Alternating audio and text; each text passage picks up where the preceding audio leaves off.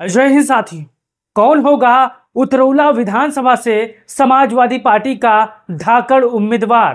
क्या 2027 में इस विधानसभा सीट पर फिर से साइकिल दौड़ पाएगी? अगर आप बलरामपुर जनपद के होंगे तो आपको उतरौला विधानसभा सीट के बारे में जरूर पता होगी। आप हमारे पीछे तस्वीर देख सकते हो। कौन होगा उतरौला सीट से फिर सपा का धाकड़ उम्मीदवार? क्या फिर 2027 में उतरौला विधानसभा में दौड़ेगी साइकिल? आप ये तीन चेहरे पहचान सकते हो। ये तीन वही चेहरे हैं जो किसी परिचय के मोहताज नहीं और बारी बारी से समाजवादी पार्टी से चुनाव लड़ चुके हैं। अब बात 2027 के विधानसभा चुनाव की है। चलिए जान लेते हैं उतरौला विधानसभा सीट में जातिगत आंकड़े क्या है और कौन सी जाति का कितना यहाँ पर आबादी है। साथियों, अगर आप यूट्यूब पर देख रहे हो तो चैनल को सब्सक्राइब कर लो, फेसबुक पर पेज पर देख रहे हो तो पेज को फॉलो कर लो। अब यहाँ पर आप देख सकते हो, पहले यहाँ पर आप जान लो 2022 के विधानसभा चुनाव में परिणाम क्या था। सपा ने कितना वोट हासिल किया था, भाजपा ने कितना वोट हासिल किया था, बसपा ने कितना वोट हासिल किया था, आप यहाँ पर देख सकते हो। साथियों, उतरौला विधानसभा चुनाव परिणाम 2022। उम्मीदवार का नाम राम प्रताप उर्फ शशिकांत वर्मा, जो कि भारतीय जनता पार्टी से चुनाव लड़े थे। समाजवादी पार्टी से हसीब खान ये साहब चुनाव लड़े थे, आप पहचान गए होंगे। धीरेन्द्र प्रताप सिंह जो कि कांग्रेस से चुनाव लड़े थे। अब यहाँ पर राम प्रताप वर्मा यहाँ पर 87,162 वोट पाते हैं और समाजवादी पार्टी के हसीब खान जो कि यहाँ पर 65,393 वोट हासिल करते हैं और धीरेन्द्र प्रताप सिंह जो कांग्रेस से 12,944 वोट पाते हैं। अब यहाँ पर 21,770 वोटों से, यानी एक कम 70 वोटों से समाजवादी पार्टी यहाँ पर हसीब खान भारतीय जनता पार्टी से यहाँ पर चुनाव हार जाते हैं। 2017 से राम प्रताप वर्मा उतरौला सीट से विधायक हैं। एक बार तो यहाँ पर 29,000 से जीते थे, अब 21,000 से चुनाव जीत चुके थे। अब 2027 की बारी है। आप देख सकते हो ये परिणाम है 2022 के विधानसभा चुनाव की।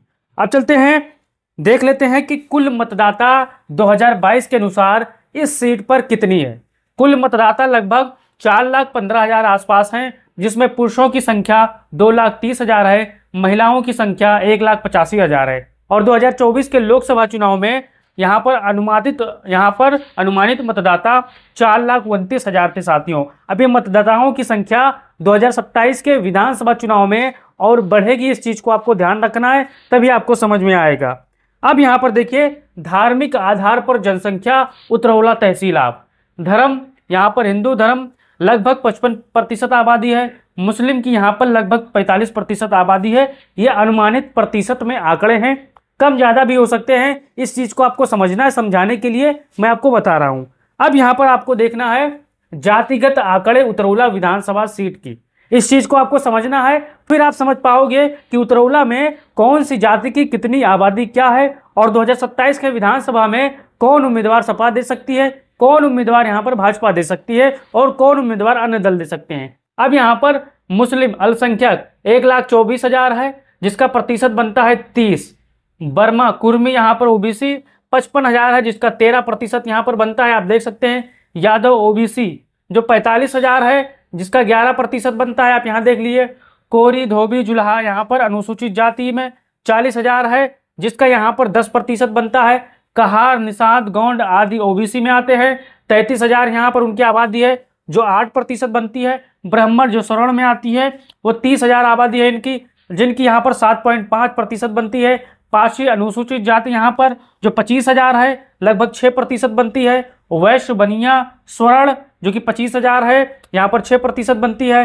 ठाकुर राजपूत जो स्वर्ण में है वो 20,000 है, इनकी 5% बनती है। चमार सोनकर आदि यहाँ पर अनुसूचित जाति से यहाँ पर 10,000 है, जो 2-2.5% बनती है। और यहाँ पर कायस्थ अन्य स्वर्ण यहाँ पर 8% है, जो 1 पॉइंट कुछ बनती है। आप ये समझ गए होंगे कि ये उतरौला विधानसभा का जातिगत समीकरण है। इसमें जो कि जातियों की संख्या आगे हो सकती है लेकिन कम नहीं हो सकती, क्योंकि ये डाटा पुराना है, 2022 के विधानसभा चुनाव का है। इस चीज को आपको ध्यान में रखना है। अब यहाँ पर आपको देखना है, हसीब खान जो कि समाजवादी पार्टी से 2022 में प्रत्याशी थे।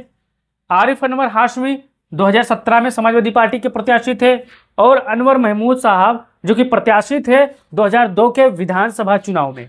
अब इस समय समाजवादी पार्टी लगातार अपने पीडीए फार्मूले पर काम कर रही है।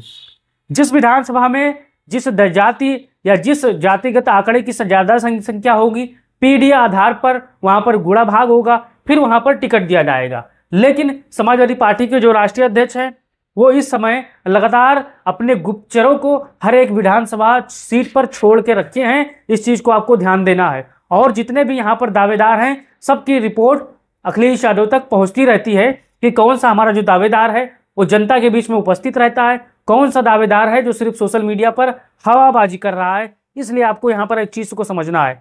अब हसीब खान 2022 के विधानसभा चुनाव लड़े थे, जो 21,000 वोटों से चुनाव हार गए थे। और जो आरिफ अनवर हाशमी हैं ये 29,000 वोटों से चुनाव हारे थे, और जो कि यहाँ पर प्रत्याशी 2002 में रहे हैं, विधायक बन गए थे, लेकिन फिर दोबारा इनको मौका नहीं मिला। अब इनको मौका मिला। अब 2027 के चुनाव में मैदानी रेस में ये दो बड़े चेहरे हैं। ये दो बड़े चेहरे कोई परिचय के मोहताज नहीं। अब खबर यह है कि हसीब खान इस समय ज़्यादा उतरौला विधानसभा में मजबूती के साथ गरीबों, शोषितों, वंचितों, मजलूमों की हमेशा मदद करते आए हैं। चाहे कोई त्यौहार हो, चाहे कोई चीज़ हो, वहाँ पर हमेशा उपलब्ध रहते हैं। लेकिन दूसरी तरफ अनवर हाशमी के बेटे हैं, वो भी लगातार क्षेत्र में सक्रिय हैं, मेहनत कर रहे हैं। अब खबर यह है कि आरिफ अनवर हाशमी के जो बेटे हैं, हो सकता है समाजवादी पार्टी से टिकट मांगने की यहाँ पर चाहत रखते हों, हो सकता है अखिलेश यादव उनके बेटे को उम्मीदवार बना दे, हो सकता है यहाँ पर हसीब खान पर ही फिर कंटिन्यू बने रहे।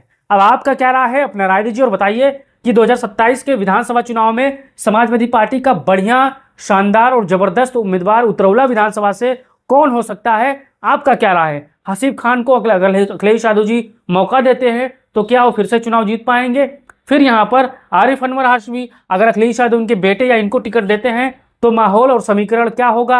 आपका क्या राय है? या फिर अनवर हाशमी जो कि प्रत्याशी 2002 में रह चुके हैं, या इनके अलावा किसी और को उम्मीदवार बनाते हैं तो यहाँ पर कौन सबसे बेहतर उम्मीदवार होगा? आपका क्या राय है? अभी इस समय हसीब खान का पलड़ा भारी है 2027 के विधानसभा चुनाव के बाद साथियों, क्योंकि लगातार ये क्षेत्र में जमीन पर सक्रिय हो चुके हैं, संघर्ष कर रहे हैं। और आरिफ अनवर हाशमी के बेटे भी लगातार मैदान में मेहनत कर रहे हैं। और लगातार अब आपको अपना राय देना है और बताना है कि आपके हिसाब से सबसे बेहतर, सबसे धाकड़ उम्मीदवार कौन हो सकता है और किस पर अखिलेश यादव को भरोसा जताना चाहिए। आपका क्या राय है? राय देते रहिए और वीडियो को शेयर करते रहिए। जय हिंद साथी।